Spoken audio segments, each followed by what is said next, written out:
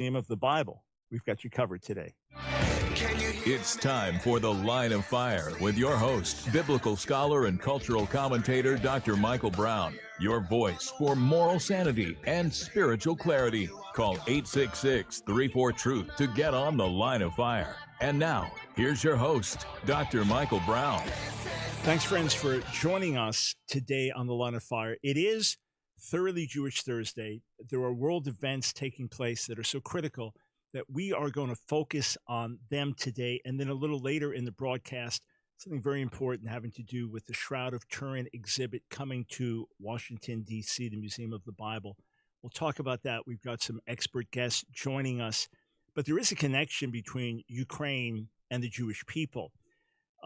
It was in Babi Yar in 1941, a ravine in Ukraine, that roughly 34,000 Jews were slaughtered in cold blood, rounded up there, slaughtered in cold blood in one of the worst massacres of the Holocaust, in particular outside of Germany or outside of the camps. This was in a 1 week period. And anti-Semitism remains strong in many ways in Ukraine. And yet the current president is Jewish. President Zelensky, who was known as a foul-mouthed teacher, a comedian, and his act on TV was being a foul-mouthed teacher. And anyway, he's the president, the Jewish president. So it does tie in with Thoroughly Jewish Thursday. I got this email today from my assistant. His brother is married to a Ukrainian wife, and her parents live in, I'm not going to mention the city. They now have Russian flags planted in their city. Roads and bridges and some airports have been blown up. There's no access to fuel. The grocery stores have no food.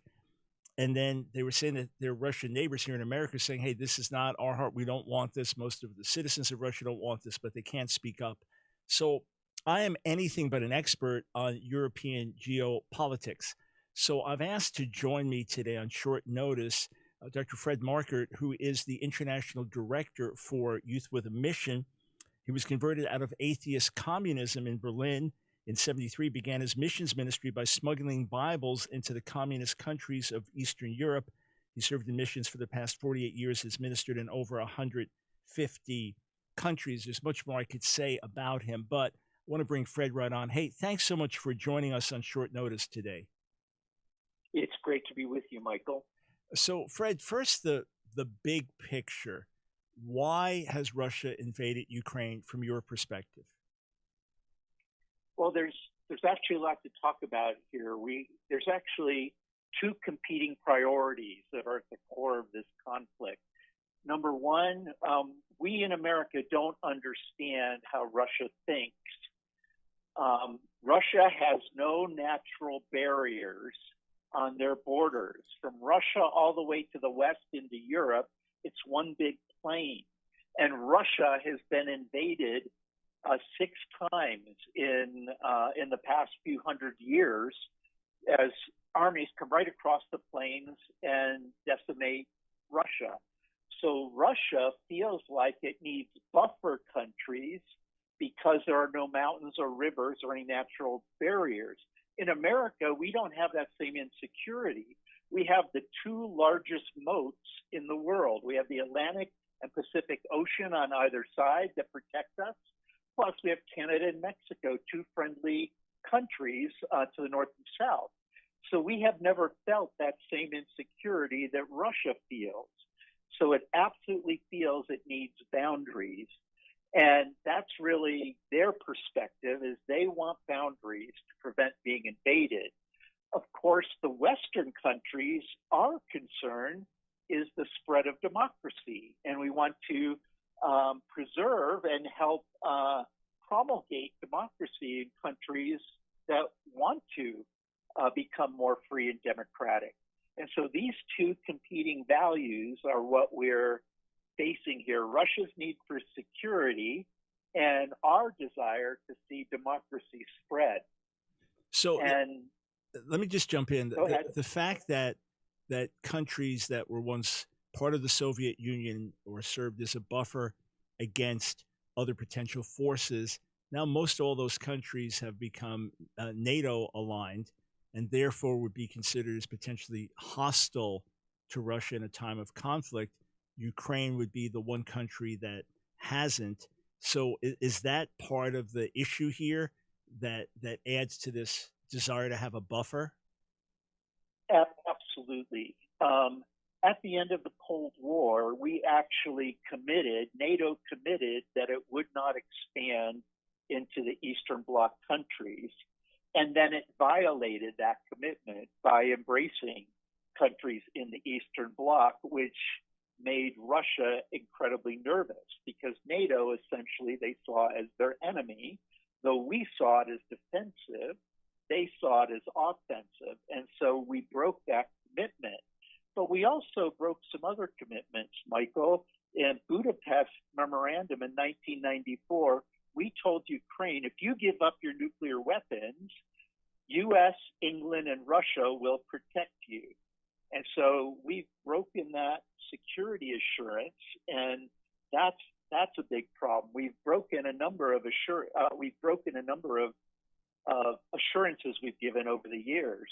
Then, in April of 2008, at the NATO Bucharest summit, NATO declared we will bring both the Ukraine and Georgia into NATO. That was a shot across the bow of Russia. And so that was another thing that got Russia up in arms is my enemies coming right to my doorstep in the Ukraine and in Georgia. It would be like China or Iran or Russia putting an army in Mexico on our border or Canada on our border, or it's very similar to the Cuban Missile Crisis. So that also caused Russia to be insecure. Then in August 2008, April 2008, NATO said, we'll bring these two countries in. In August, Russia said, no way, and invaded Georgia to prevent it. Then in 2014, as Ukraine was making noises to move closer to NATO, Putin was again feeling insecure and invaded the Crimea and took that. And then the most recent thing that provoked this is that Ukraine declared in September of 2020 that they intend to join NATO, and we're actively pursuing that. And so I agree with those desires for democracy. At the same time, Russia saw that as an offensive threat. All right. So is there truth to the idea that Putin, who has been serving as the leader of Russia for many, many years now, it's hardly just a free democracy as we'd be used to here in the West. Is there any truth to the idea that he has goals to reconstitute a Soviet Union and that this is a lot about his own megalomaniacal desires? That's absolutely true. At the collapse of communism, shortly after the collapse of communism, he made a statement, Michael. He said, the greatest geopolitical disaster of the last 100 years was the collapse of the Soviet Union. Again, because they feel they need all the buffer countries, all the stands of Central Asia to protect them from Iran and other countries, India, Pakistan, etc., and the buffer countries in Eastern Europe to protect them from the West. So it is his goal to reestablish that empire once again, which is problematic because those former republics of the Soviet Union want to remain independent. One of the difficult things is that Stalin mixed up all the nationalities on purpose, Michael. He took Russians and put them in Azerbaijan and took Turkmen and put them in Ukraine. The reason is it would produce racial tension, which then forced the people to look to a strong central government to keep the peace. So there are Russians in all of these former republics, and that's the pretext that Putin is using to go into these countries. He's saying, I must protect the Russian nationals in these countries. So we have a really challenging situation, but it has greater implications, actually, for the global order and the growth of the global church. This is really a dramatic thing that's happening. All right, so before we get the Christian perspective in terms of how we should look at this and the implications regarding the gospel, and that's ultimately your great focus, Fred. We've got a couple minutes before the break. What's the worst case scenario, simply on a political global level, of what could happen right now? Well, Michael, we can talk about this in the next segment, is what the sloppy withdrawal from Afghanistan and now Russia's invasion of Ukraine demonstrates is that America is no longer the world's sole superpower. Since 1992, America has been the world's sole superpower, and that has ensured that there's no great power war, or what we call world war. But this demonstrates that now there are three great powers that have arisen, and that's us in America, Russia, and China. And this is one of the most critical events of this century. In fact, Michael, no century has been without a world war, and the 21st century will not be any different. And this is a harbinger of that world war, World War III, which is to come. And so this is not a minor thing. This is a major hinge of history, a pivotal moment. And how the West responds right now is going to determine the next 100 years or so. Mm. And is there, in your view, a right or wrong response from the West? We are between a rock and a hard place. You know, there are no solutions. In America, we often think there's got to be a win-win scenario in any given situation, but there isn't. We are in a lose-lose scenario with this. If the West engages militarily, it could easily escalate into World War III. If we don't engage, it also emboldens both Russia and China, as well as Iran and North Korea and others, to rise up and take similar action. China wants Taiwan. I tell you what, let me just jump in here. We'll talk on the other side of the break about the potential falling of the dominoes here. And then from a Christian viewpoint, a global Christian viewpoint, what are the implications, how we should be praying. We'll be right back with Fred Markert.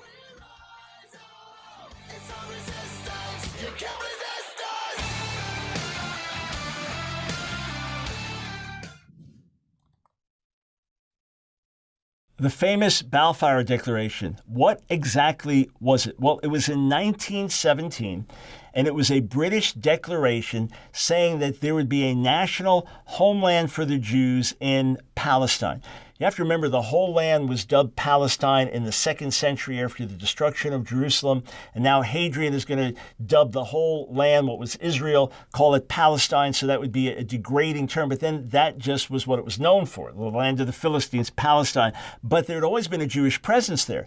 At that time, so you're talking about now the time of World War I, in the centuries previous to this was just part of the Ottoman Empire, all right? Now with shifts in World War I, and now there's colonization, and now Western powers kind of carving up the Middle East and things like that. That's where some of the nation states we have today were first birthed in those ways because they were just tribal peoples living in different regions. Now things got carved out a certain way. Well, what about the Jews? Well, this is their ancient homeland. So let's look to give them a national homeland in Palestine.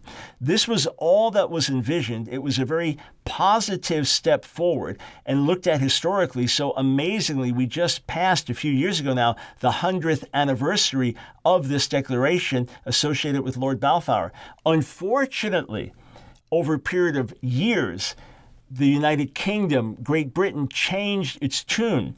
And instead of being as fully sponsoring of this concept, there was a shift. And to this day, you can even see much more pro-Christian Zionist thought in America than you can in England, because Zionism is still looked at negatively in many ways because of a shift that took place, especially with the birthing of modern Israel. But the Balfour Declaration, very important, 1917, and helped set the tone for what happened today.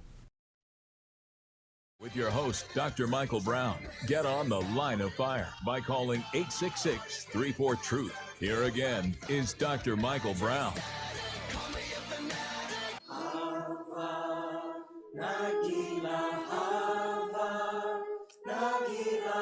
That music reminds us it is Thoroughly Jewish Thursday. We are shifting our normal Israel-Jewish focus over to the conflict in Ukraine right now.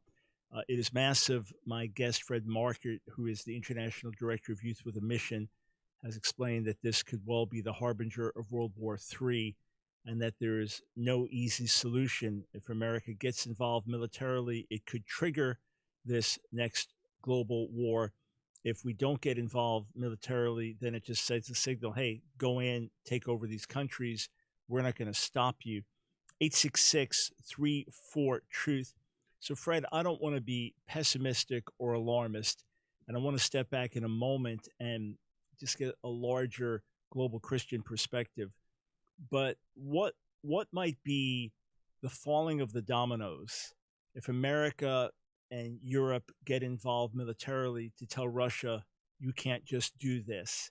Then how might the dominoes fall with Russia and some of these other players that you mentioned, North Korea, Iran, China? Well, in international relations, that really deals with how countries go to war and how they use their power. We are now in a season called testing. It's like when a little kid, is testing his mom and dad to see what he can get away with, right? And so that's what's been happening the past few years. That's what's going into Crimea was. And many other situations like that. Russia, China, Iran, North Korea are testing to see what they can get away with. What we're showing under the current administration is that they can get away with a lot. We won't stop them. So that means it clears the way for China to take Taiwan and to be more domineering even in Hong Kong. And it gives the signal to other regional powers like Iran, who are deadly enemies with Saudi Arabia, that they can continue their proxy war in Yemen and actually try to. So there are many far-reaching implications of this, Michael, and it's the core root of it though is America is in the process of civilizational collapse, which we can stop and turn around. But it's due to our immorality. In Daniel 2:21, God says, I change the times and seasons. I remove kings and I set up kings, right? So God is the one who raises up nations and tears them down, right? Raises them up to global power and tears them down. And why does he do that? Proverbs 14:34, righteousness exalts a nation, but sin is a disgrace to any people. And we are far from righteousness, and that's why, since our morality has decreased, our global power is decreasing, and we're in the process of God tearing us down. But the great hope is Jeremiah 18:7-8, where God says, if at any time a nation or kingdom on whom I pronounce judgment repents of its evil ways, and I will relent of the evil I had planned for it. Yep. So I do believe there's hope. This is happening because America's become immoral.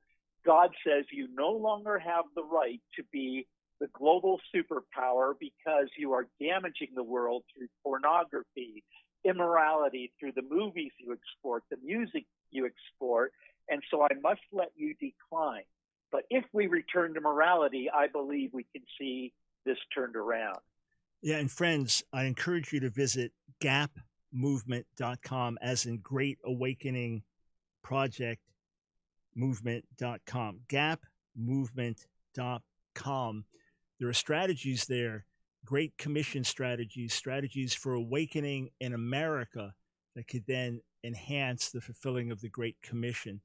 So, Fred, you sounded the alarm. You've made us to understand how critical and dire this situation is, one of the most critical moments we faced in the world in many years. from your perspective, you've ministered in over 150 countries. You are in touch with Christians on a globally as much as anyone I know in terms of knowing other leaders.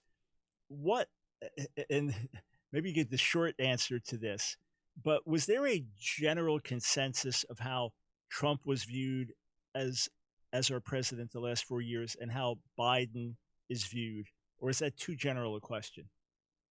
Well, very generally, I can tell you, people did not like President Trump. They didn't like him as a person, but they liked his policies because his policies protected the world. Russia, China, Iran, North Korea had no idea what he's going to do next and thought he's capable of anything. So that kept them suppressed from doing things like invading Ukraine or taking Taiwan. So they didn't like him as a person. They did appreciate his policies. On the currently, they see the current administration as weak, and they understand that that's why we're seeing the rise of Russia, China, Iran, and North Korea. And so that would be a very general statement around the world right now. And something that makes a lot of sense, even as to why many of us voted for Trump, not liking his person and not finding his character what we wanted it to be, and knowing there were negative implications, but seeing the policies as important nationally and globally. In any case, in your bio mentions your focus is on the 3.2 billion unreached Muslims, Hindus, and Buddhists, and the 1,700 plus languages, many of them small dialects, which still have no Bible. So just looking at this as believers, in America, we know almost nothing about Ukraine, generally speaking, but Russia bad, Putin bad, invasion bad. So it's just the good guy versus the innocent Ukraine. It's kind of looked at maybe naively in that way. And I don't know, in no way minimizing what Putin is doing and the horror of this invasion. But as far as the gospel is concerned, obviously we don't want people slaughtered. We don't want people killed. We want them to live and have the opportunity to know about the Lord. But what are some of the possible implications of this for the gospel, both good and bad? Okay, so Michael, very brief international relations lesson. The world goes through three stages that have repeated now 27 times in 5,000 years of recorded history. There's what we call a multipolar world, where there's three or more great powers, which fight it out for control of the world. Then it moves to bipolar. Some of those powers lose their power in the wars, and two powers fight for control of the world. Then it moves to unipolar when there's one superpower. To just go back two cycles, it was the colonial period when the European powers multipolar. Then it went bipolar, England and France. Then it went unipolar with the British Empire for 100 years. When their power collapsed in 1914, we went multipolar again, and you had the great powers, Germany, Russia, Japan, America, England, fighting World War I and II. Then we went bipolar at the end of World War II, America, USSR, and then unipolar again at the collapse of communism at the end of 1991. And what history shows, Michael, is that when we have a unipolar world, when there's one superpower, the kingdom globally rapidly advances. But as soon as that global power loses its power and we cross over into a multipolar world, then the kingdom globally declines dramatically. And I've proven this. I'm writing a book that documents all this. I've proven this through history. And so the greatest implication of this is that as we've now entered a multipolar world, and when you cross that boundary from unipolar to multipolar, we get great power wars soon after, or what we call world wars. So that's how we can tell it's coming. But the implication is that we will not get the gospel to the remaining 3.2 billion unreached Muslims, Hindus, or Buddhists, nor get the Bible into the 1,700 remaining languages. What analysts say, if America doesn't turn around, then we could have 100 to 300 years of a multipolar world full of war, and it will be after that we'll have the ability to complete the Great Commission. So it really is morality in America is the whole issue here. Because we're immoral, we've lost our power. God is letting us lose our power. If we return to him, Jeremiah 18, he will restore that power. And once again, we can, hopefully without war, suppress the bad boy countries or the countries that resist the gospel. That's a better way to say it. We can suppress them, which will allow the gospel to go forward with great speed. Yeah, Fred, that's a brilliant analysis, 100 times better than I could give on that subject, and done it with in an incredibly concise way. It reminds me of being at one of our missions conferences with our organization Fire, and I was overwhelmed during one of the songs singing about the nations, and I fell to my knees weeping and said, God, I'll go anywhere, send me anywhere, I'm your servant. And then the thought hit me, well, why am I so focused on a gospel-based moral and cultural revolution in America? And immediately I heard the words, as America goes, the world goes. So this is about the nations. Fred, keep up the great work. Friends, visit GAP Movement, G-A-P, gapmovement.com. Thanks for this analysis. I'll write it up, Fred, and get this out as widely as I can. And from here, we focus on what we must, Jesus himself. Yeah, stay right here.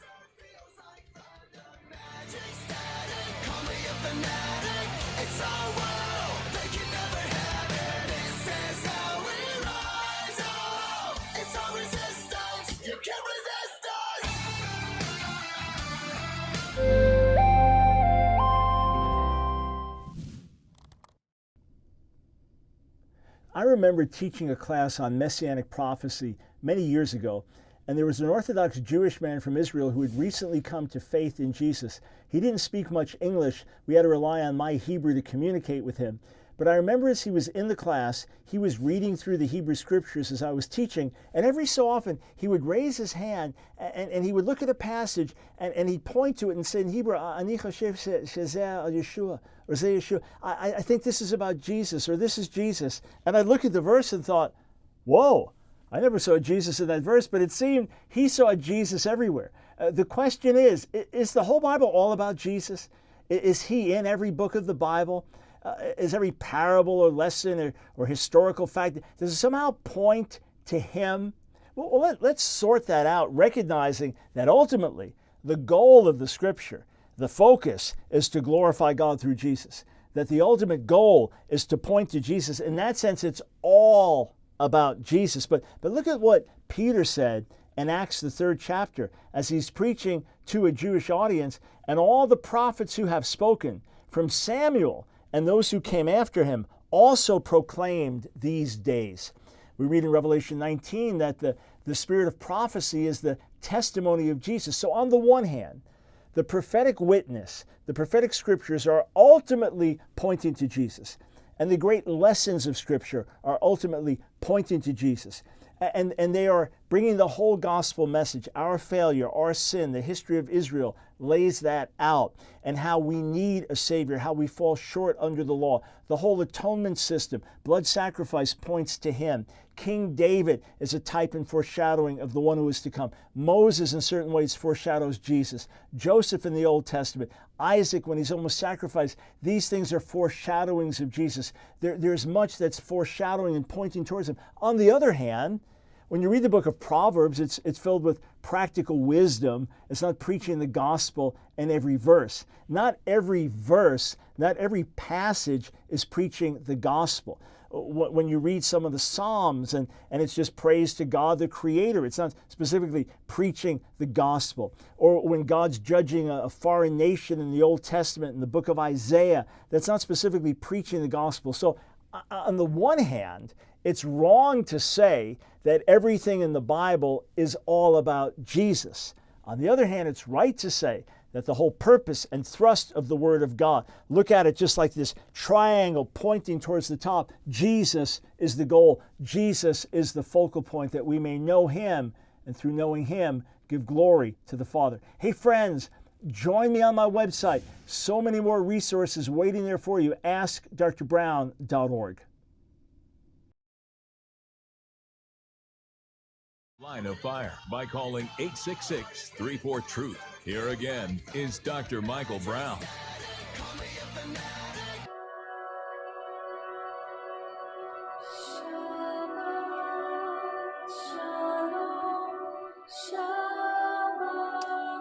Thanks, friends, for joining us on this Thoroughly Jewish Thursday broadcast. We are changing gears today because of world events and because of a major event in Washington, D.C., and getting away from our normal focus on Jewish events, Israel, etc. But what could be more Jewish than focusing on what is purported to be a relic, the shroud in which Jesus, the Jewish Messiah himself, was wrapped with marks of his resurrection. I was invited to an event, a media event yesterday, was unable to be in DC for it, but everyone, Museum of the Bible, beginning February 26th, has a brand new exhibit. It is a high-tech interactive exhibit about the Shroud of Turin. And my guest today from the Museum of the Bible, Dr. Jeffrey Kloha, Chief Curatorial Officer at Museum of the Bible, and Brian Hyland, who specializes in curating medieval materials. Jeff, Brian, thanks so much for joining us on the Line of Fire. Oh, thank you so much thanks for having us on. Great to have you. So Jeff, first the big picture. What is the Shroud of Turin? Why is it so famous worldwide? The Shroud of Turin is a 14-foot long linen cloth that has a gripping image of a crucified man, with the crown of thorns and the bloody stains, the spear mark in the side. And it has been an object of intense interest and devotion for over 700 years, and is probably the most familiar image of any person from the Bible. It's been known in pop culture, it's been on magazine covers, it's been the subject of scientific interest. And so the Shroud of Turin is an object that points people to the crucifixion in a very unique way. All right. So, Brian, when Jeff mentions the image, what was the image painted on? How did the image get there? Well, to be honest, nobody knows. When you look at the image, it's an image that shows both the front and the back of a man who had been crucified, and before that had been scourged and crowned with, frowned in the head. You've got all these piercings on the head, and then stabbed in the side. The blood actually soaks through the entire cloth. But the image itself of the face and the body, the limbs of the man, that's just on the top layer of the fiber. So it's something like two or three microns in.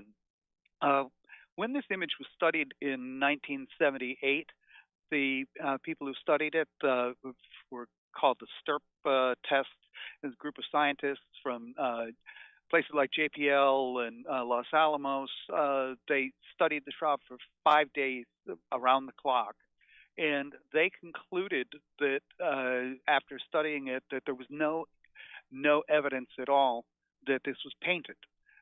So they said they couldn't explain it. The radiocarbon dating 10 years later suggested it was a medieval artifact, but at the same time, really no one has been able to explain how it got there, because there are no visible brushstrokes or anything like that. And Brian, when you describe what it looks like, you mentioned the crucifixion. Where were the nail marks in the hand? Were they in the palms? Were they in the wrists? That's another thing. This is a relic that has been well known and documented since the 14th century, and it shows for the hands that the nail marks are actually in the wrists. And then in the feet, it looks like that that they've both been pierced. But the thing about it being in the wrists is that the typical ancient and medieval iconography of the crucifixion shows the nail in the palms of the hands. What was done in the 19th century and 20th century, people doing tests, they discovered that nails in the palms of the hands would not be able to support the weight. Right. They would tear out between the finger bones. But if you put it through basically through the carpals of your wrist, is that it gets much more support, and it also causes the thumbs to lock over in a position. And if you look at the hands, there are no thumbs shown there. So it's a very interesting thing that this is that this image shows that. Right. So at one point, people dated it based on carbon-14 dating back to medieval times. But then in medieval times, if someone was trying to make this as some elaborate forgery, as some type of proof of the resurrection, they would have thought that the nails would go through the hands rather than through the wrists. So again, that's a curiosity. Okay, so Jeff, I remember following this. If I had been of Catholic background, I would have been more familiar with the shroud. As an evangelical Messianic Jew, I knew about it, but I didn't know about it in detail. I thought, well, this would be amazing. And a very scientific medical doctor friend of mine had told me back then, yeah, I think it's real. I've looked at this. But then the carbon-14 dating came out. It's like, oh, I guess not. Well, what's happened since then? And was there anything in terms of what part of the cloth was actually examined? Yeah, people still pore over the data from the testing, both in 1978 and 1988, and make comments about where the sample was taken for the carbon testing, for example, which was up in the very upper left-hand corner, which is an area of the cloth that was regularly handled, and we have numerous depictions of people holding the shroud in exactly that area. We know that there were repairs in various ways to the shroud, and in particular in that area. So for some people, the carbon-14 testing is not conclusive because it didn't take multiple locations, samples from multiple locations. And so there's not new testing. The shroud itself is actually owned by the papacy, and they have not permitted scientific testing to be carried out since 1988. But there are enough questions about the way the tests were done, both in 78 and 88, that there are still unanswered questions. And what would point back to a first century date? We just have the anecdote about the positioning of the thumbs and the nails through the wrists would have been unknown or not widely known at the time that the shroud was allegedly created in medieval times. Are there more indicators that point back to the first century? Well, that's kind of the problem. Apart from the image itself and some very unique features of the image and the way it is impressed upon the cloth, or however it was put there on the cloth, there isn't much that will put it back to the first century. So, for example, there's no documentation of the shroud of this particular object, I should say specifically. Prior to the 14th century, there's some questions about the cloth itself and the nature of the weave as to whether it goes back to the first century. But on the other hand, there are pollen samples and some characteristics of the materials left behind on the cloth itself that do put it back into the first century and into a Judean context. So, there's like any historical question, there's just tiny shards of data, right? And then these have to be pieced together to try to put a picture together, and it is an intriguingly incomplete picture. Right, and friends, just so you know, my guests today, Jeff Clough, Brian Hyland, are not apologists for the shroud. So they are giving you as dispassionate an account as you can get, just information here, information there. There are many who will give very, very passionate, lengthy arguments for the authenticity of the shroud on many, many different levels. So you're not getting that today. You're getting, hey, scientific evidence this way, we're looking at it. Brian, let me ask you these last two questions. When when you had the media event yesterday, what was the effect on the people there, and what are you hoping to accomplish with this exhibit? How is it high tech interactive? Well, as people went through the exhibit, there's a lot of wow factor to the way in which we put the exhibition together. The most important thing within the space actually is we have this incredible facsimile of the shroud that was made for us by Lino Valgandino near Bergamo, Italy. And what they did is they took an heirloom strain of flax. They raised it at traditional ways in a field with no chemicals, harvested it by hand, spun it in an ancient way so that it was a thinner thread, and then they wove it into the characteristic herringbone pattern. And then there's this incredibly detailed laser printed image on it, so that when you have the whole thing there in the space, you're looking at something as closely as you can, that resembles as much as possible the actual shroud. But the big difference is that you can actually stand there and stare at it. If you were there in Turin for one of the public expositions of the shroud, you are in a line. You get to go by it and spend maybe a minute or 2 minutes in front of it, and you can't get as close as we allow people to get here. So I think that was a thing. And, with debates about authenticity versus medieval manufacture, honestly, one of the ways in which we put the exhibit together is we looked at what Pope John Paul II had said about the shroud. He called it a mirror of the gospel, and Pope Benedict XVI said that it's an icon, and that it's something that's best viewed with the eyes of faith. So if you look at it through the eyes of faith, it's 6 of one, a half dozen of the other, whether it's real or it's a medieval artifact, the image is still there. And what the image represents is the passion and death of Jesus. And it does so in an extraordinarily moving way. And when does the exhibit run? It runs until July 31st. All right, friends, I plan to get there February 26th to the end of July. This is a once-in-a-lifetime opportunity to see virtually the shroud up close. Gentlemen, thank you so much for what you're doing and for joining us today. Appreciate it.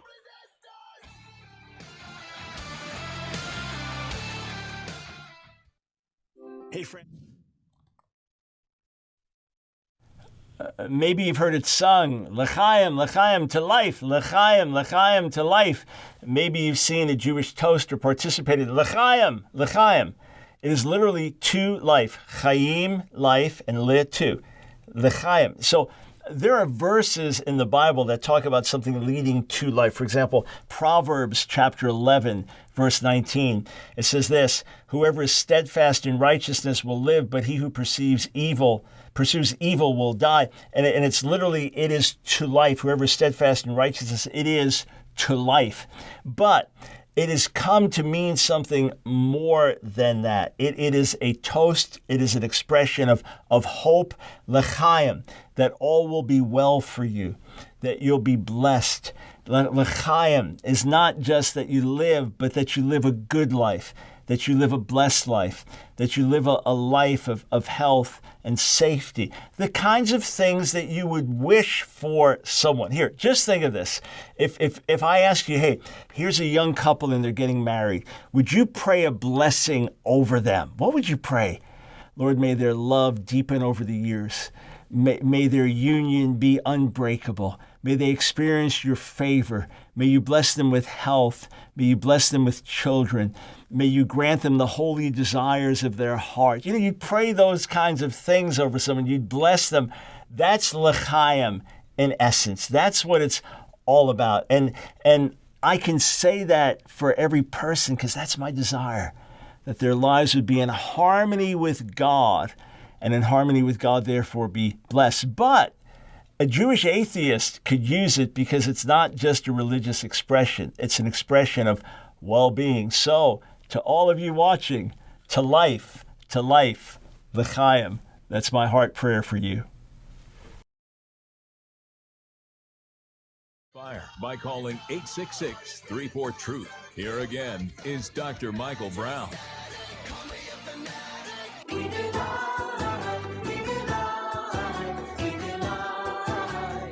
Thanks once again to our great team in Winston-Salem for their transitioning from Skillet the Resistance into our thoroughly Jewish Thursday music. They got it down to a science now. All right. I do have a few minutes for random Jewish-related calls, 866-348-7884.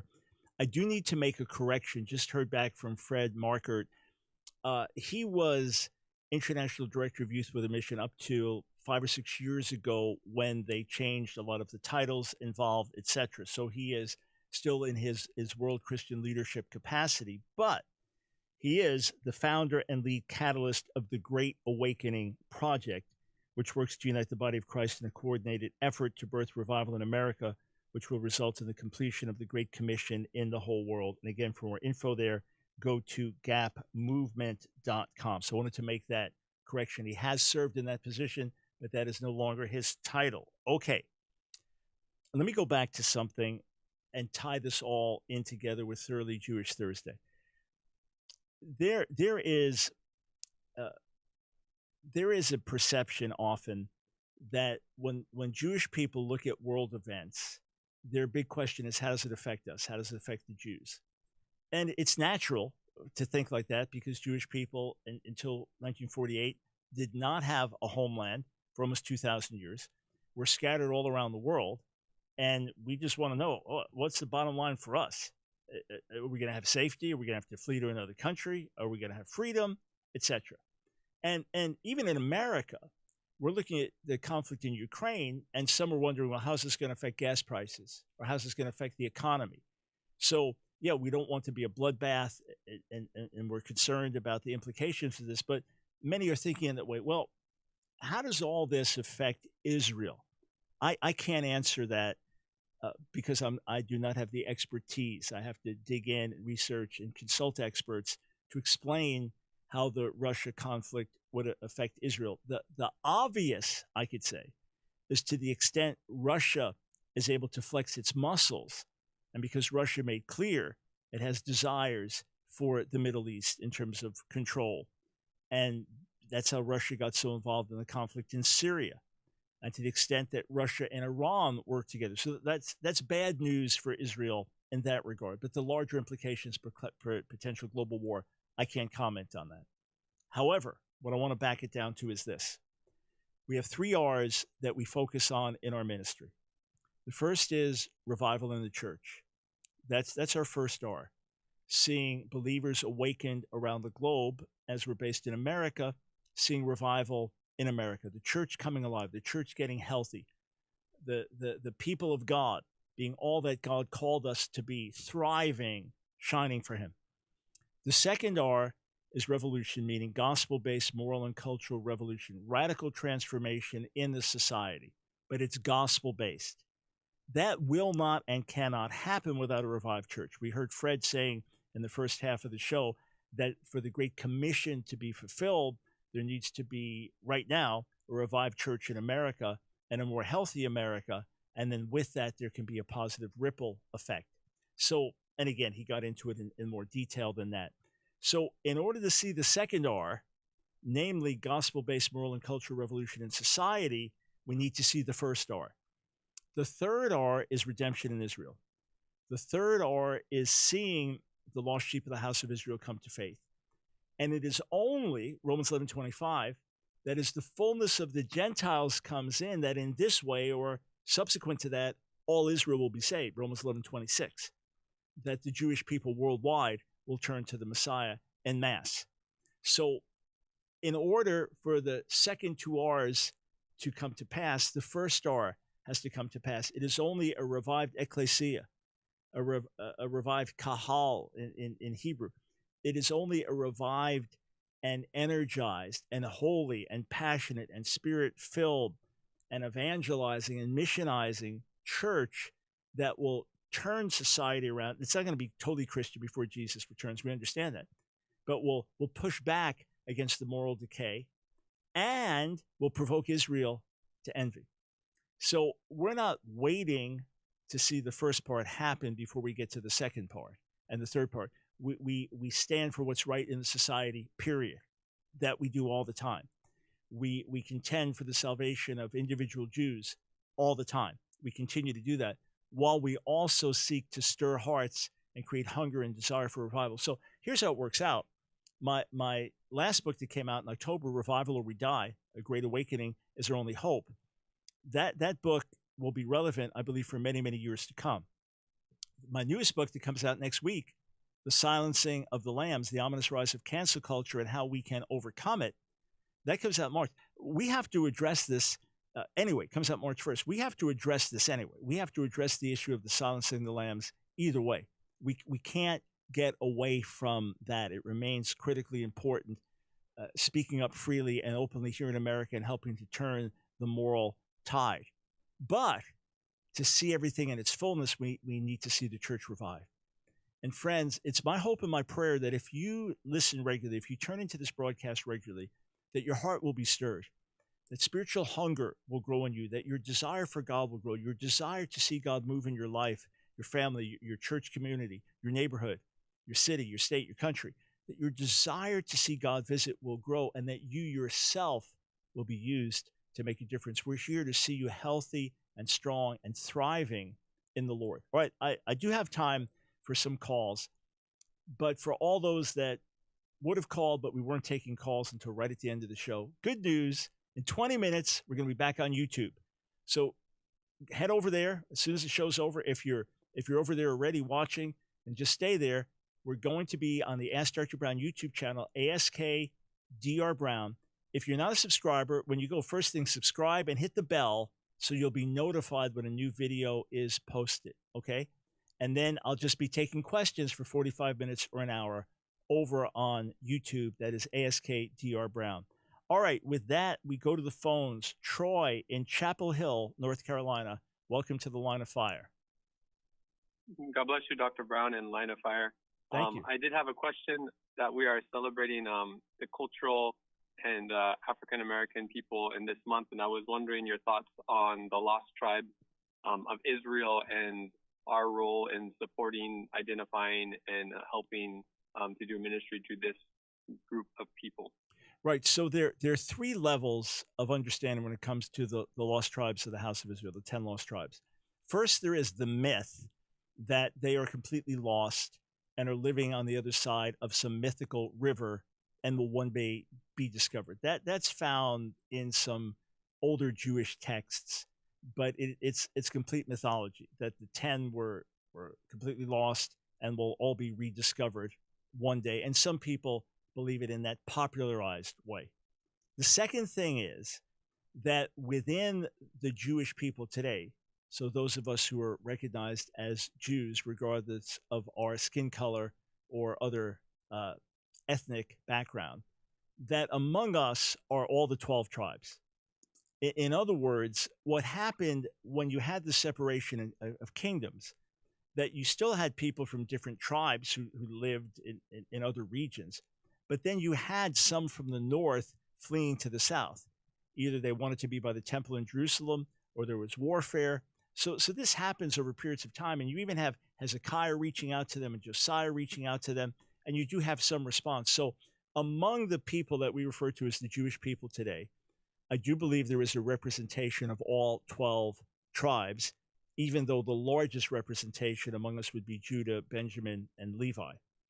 The third thing is really what you're asking about, and that's the remnants of these 10 tribes that were scattered around the world, beginning with the Assyrian destruction of Jerusalem in 722, 721 BC, and the exiling of many of the people, and then the scattering to different parts of the world since then as they traveled from country to country, etc.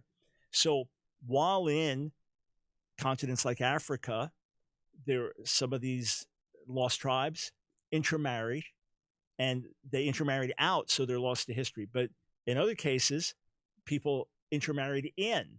So they now converted, they intermarried in. So that's why you have the Ethiopian Jews still maintaining and preserving a Jewish identity, or others, the Lemba tribe in Zimbabwe, with proven DNA connections, and some, observe the Seventh-day Sabbath, practice circumcision, things like that.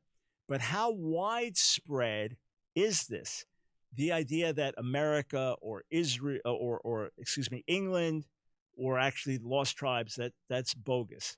The idea that all blacks are some of the lost tribes, or all Africans, is obviously bogus. The Black Hebrew Israelite ideology and that kind of thing. But for sure, there are legitimate remnants of these 12 tribes, or 10 tribes, excuse me, I keep saying 12, of these 10 tribes in China, in India, different parts of Africa, Latin America, different parts of the world. And I believe this is a work of God that little by little he's bringing back this consciousness. And it's not, to me, it's not a priority that we should be focusing on. It's for God to gather. There are Jewish organizations that do focus on this, but we could pray, Lord, regather. But ultimately, we want people to be gathered to Yeshua. That's the key. That we want these people, these remnants of the lost tribes, to come to faith. There's some who even argue that some of the Taliban in Afghanistan, Pashtun people, that their origins actually go back to lost tribes. And then many of the Palestinians in Israel today can trace their lineage back all the way back to Israel. So it'll be fascinating as God brings this all to light. All right, 15 minutes from now, join us on YouTube, ASK Dr. Brown.